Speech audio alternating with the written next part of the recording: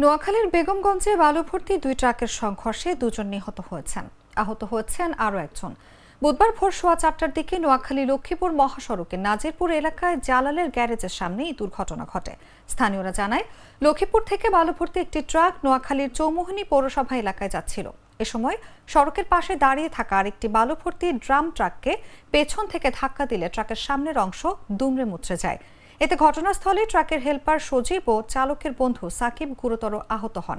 তাদেরকে বেগমগঞ্জ উপজেলা স্বাস্থ্য কমপ্লেক্সে নিয়ে গেলে কর্তব্যরত চিকিৎসক তাদের মৃত ঘোষণা করেন। বেগমগঞ্জ মডেল থানার পরিদর্শক মোহাম্মদ হাবিবুর রহমান বিষয়টি নিশ্চিত করে বলেন, খবর পেয়ে পুলিশ ও ফায়ার সার্ভিসের কর্মীরা গিয়ে হতাহতদের উদ্ধার করেছেন।